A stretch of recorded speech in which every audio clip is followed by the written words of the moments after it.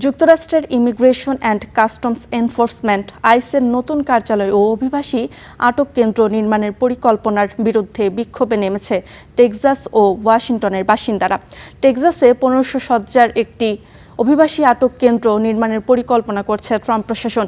$30 কোটি ব্যয়ে ওয়াশিংটন ডিসিতে নির্মাণ করা হচ্ছে আইসের নতুন সদর দপ্তর। প্রকল্প দুটির খবর প্রকাশ্যে আসতেই বিক্ষোভে নামে শত শত মানুষ।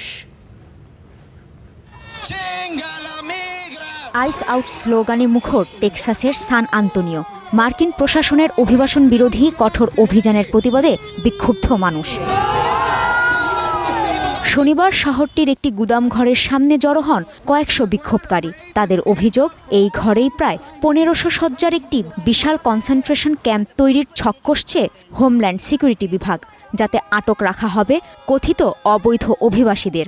2027 সাল থেকেই এটি চালুর পরিকল্পনা করছে প্রশাসন। 1500 অভিবাসীকে আটক রাখার জন্য হোমল্যান্ড সিকিউরিটি বিভাগ এটি প্রস্তুত করছে।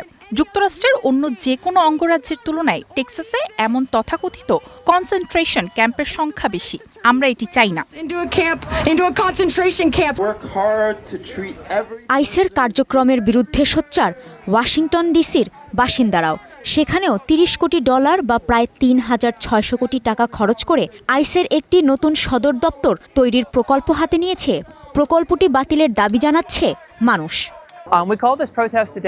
আমরা আজ আইসের এই রাষ্ট্রীয় সন্ত্রাসের বিরুদ্ধে একজোট হয়েছি। নতুন সদর দপ্তরটি আসলে গায়ের রং দেখে মানুষকে আটক করে দেশ ছাড়া করার একটি বর্ণবাদী প্রক্রিয়া ছাড়া আর কিছুই নয়। আমরা আমাদের করের টাকা দিয়ে এই ধ্বংসযজ্ঞ চালাতে দিব না।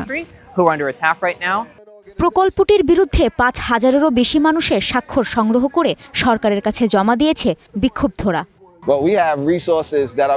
আমাদের এলাকায় কোনো নতুন বন্দিশালা বা আইএসের অফিসের দরকার নেই। এই টাকা দিয়ে হাসপাতাল তৈরি করুন, বেকার যুবকদের জন্য চাকরির ব্যবস্থা করুন।